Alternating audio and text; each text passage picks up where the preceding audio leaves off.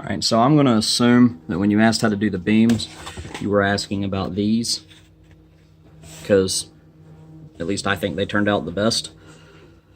So what I did is, I got my scrap bucket here, and forgive the noise, I've got a 3D printer running. Get my hot wire table ready, cut them to whatever size I needed. Of course, this is just example purposes. So, and then I took it and I just braced it up on the cutter here, and I just cut, and I kind of wobbled on purpose, not real bad, but just a little bit, kind of in and out, to make just varying size notches.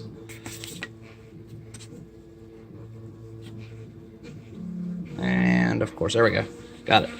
All right, let me break off the pieces. And okay, then I get the other side.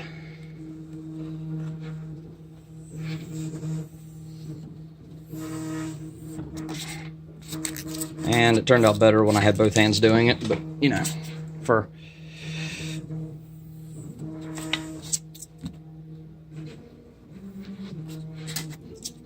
explanatory purposes, this will work. Like I said, it looks better when you do it with both hands.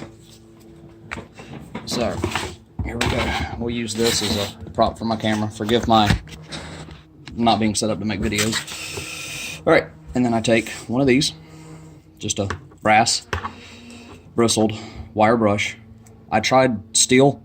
It was a little too hard. It just shredded the foam. But I just take this and I run it down it.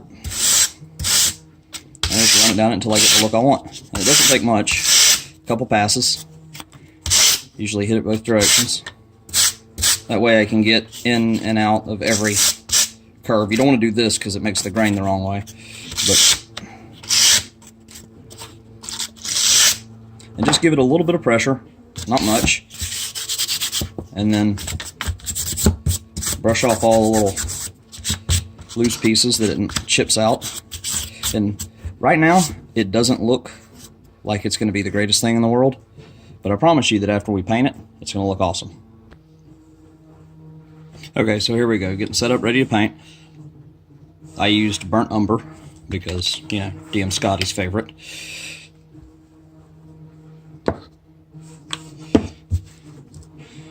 And just apply it liberally and brush it down into all the little cracks and crevices.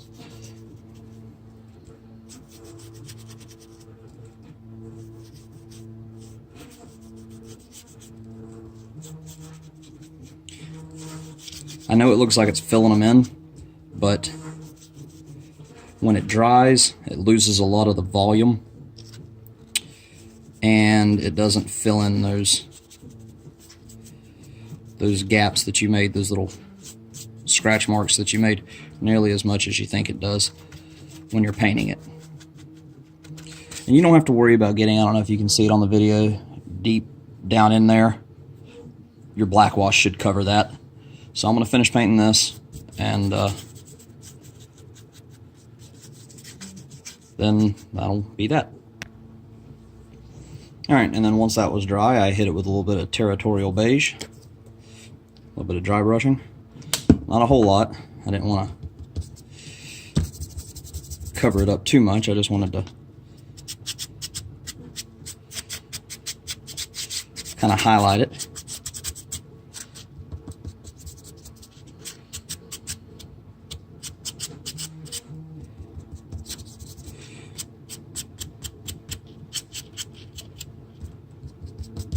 Catch some of those corners.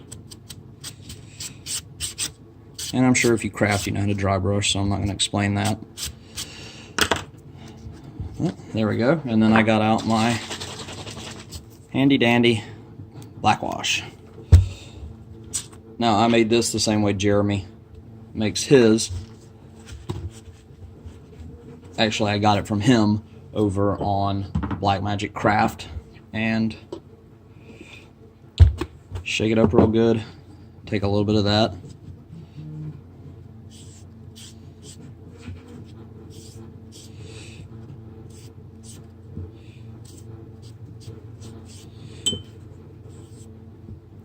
just drizzle it in there. I don't try to brush too hard because I don't want to mess up the paint I've already got on it. And then if I think I've put a bit too much, I kind of just dab it lightly with a paper towel, takes off the big puddles. It always looks worse than it is before it dries though. See, and I ended up doing too much. So hit it a few more times. Okay, and here we go, all dry. And let's see how it matches up.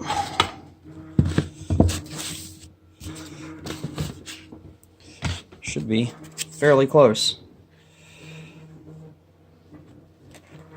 Not too shabby.